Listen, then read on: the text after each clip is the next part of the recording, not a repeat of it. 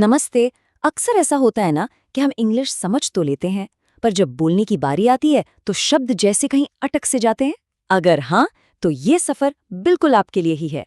आज हम जानेंगे कि मन में अटके उन शब्दों को जबान पर कैसे लाया जाए, और साथ ही सीखेंगे कुछ ऐसे प्रैक्टिकल वाक्य जो आपकी रोज की बातचीत का तरीका ही बदल देंगे।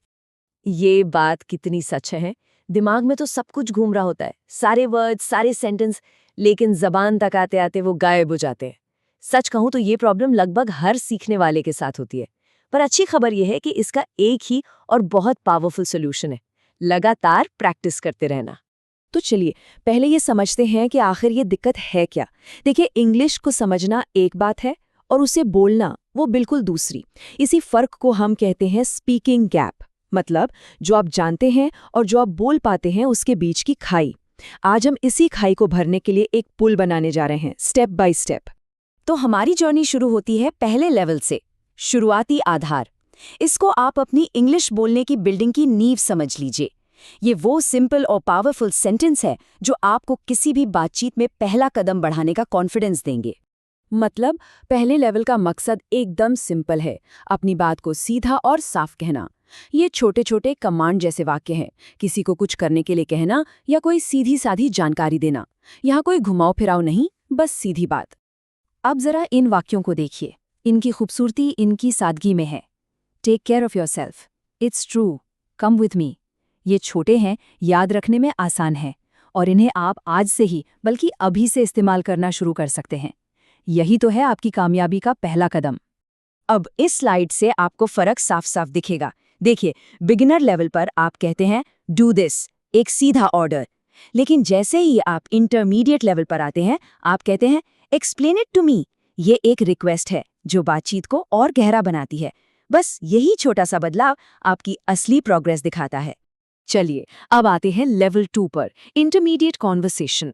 यहाँ हम सिर्फ इंस्ट्रक्शन देने से आगे बढ़कर सवाल पूछना और रिक्वेस्ट करना सीखेंगे, जो किसी भी बातचीत में जान डाल देता है। ये वो सेंटेंसेस हैं जो आपको कॉन्वर्सेशन में, कह सकते हैं, ड्राइविंग सीट पर बिठा देते हैं। अब आप सिर्फ सुन नहीं रहे हैं, बल्कि आप जानकारी मांग रहे हैं, मदद के लिए कह रहे हैं और बातचीत को अपने हिसाब से आगे बढ़ा रहे हैं। अब आप एक एक्टिव पार्टिसिपेंट हैं। इन उदाहरणों को देखिए। Is it possible? What's going on? Give me a chance. ये वो वाक्य हैं जो आपको बातचीत में घुसने और उसे एक आकार देने की ताकत देते हैं। तो ये सिर्फ शब्द नहीं है, ये बातचीत करने के पावरफुल टूल्स हैं। ठीक है, तो अब हमारी नींव मजबूत हो गई है और हम बातचीत भी करने लगे हैं। तो क्या अब अपनी भाषा को और शार्प और सटीक बनाने के लिए तैयार हैं? चलिए अब बढ़ते हैं अपने आखिरी और सबसे एडवांस्ड लेवल की तरफ। और अब आता है हमारा लेवल 3, एडवांस्ड एक्सप्रेशंस। यहाँ हम सीखेंगे कि अपने कॉम्प्लेक्स आइडियाज़, अपनी फीलिंग्स और ख़ास इंस्ट्रक्शंस को कैसे एक्सप्रेस किया जाए। ये वो लेवल है जहाँ आपकी लैंग्वेज पर पकड़ सच में बहुत गहरी हो जाती है। इस लेवल पर आप सिर्फ बातचीत का हिस्सा नहीं हैं, बल्कि आप बातचीत को एक दिशा दे रहे हैं। आप अपनी राय दे सकते हैं, सटीक निर्देश दे सकते हैं और अपनी भावनाओं को बहुत बारीकी से बता सकते हैं। फ्लुएंसी की तरफ ये एक बहुत बड़ा कदम है। जरा इन वाक्यों पर गौर कीजिए। Don't overthink, don't trust him, speak softly. देखिए, इन सेंटेंसेस से आपकी बात में कितना कंट्रोल और डिटेल आ जाता है। अब आप सिर्फ ये नहीं बता रहे कि क्या करना है, बल्कि ये भी बता रहे हैं कि कैसे करना है। तो हमने ये 3 लेवल तो देख लिए। सिंपल इंस्ट्रक्शंस से लेकर कॉम्प्लेक्स फीलिंग्स तक के वाक्य हमने कवर कर लिए हैं। लेकिन अब सबसे बड़ा सवाल ये है कि इस सारी जानकारी को असल में एक ठोस प्रोग्रेस में कैसे बदला जाए। चलिए पता लगाते हैं। और देखिए, इस सब का निचोड़ बस एक ही चीज़ है: लगातार अभ्यास। आपके दिमाग की नॉलेज आपकी ज़ुबान पर तभी आएगी जब आप उसे बार बार हर दिन इस्तेमाल करेंगे, एक एक सेंटेंस करके। याद रखिए, इसका कोई शॉर्टकट नहीं है, प्रैक्टिस ही वो एकमात्र रास्ता है। तो ये रहा आपका एक्शन प्लान। सबसे पहले अपनी नींव को पक्का करें, फिर बातचीत शुरू करने और उसे आगे बढ़ाने की प्रैक्टिस करें।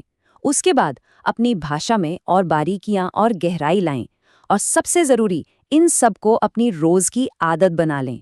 यही है फ्लुएंट होने का एकमात्र प्रूवन तरीका। तो अब मैं बस एक सवाल के साथ आपको छोड़ रहा हूँ। आज आप कौन सा पहला वाक्य बोलने जा रहे हैं? चाहे वो कितना भी छोटा या सिंपल क्यों ना हो, बस उससे चुनें और बोलें। क्योंकि याद रखिए, हज़ारों मीलों का सफ़र भी एक ही कदम से शुरू होता है और फ्लुएंट इंग्लिश का सफ़र एक ही वाक्य से।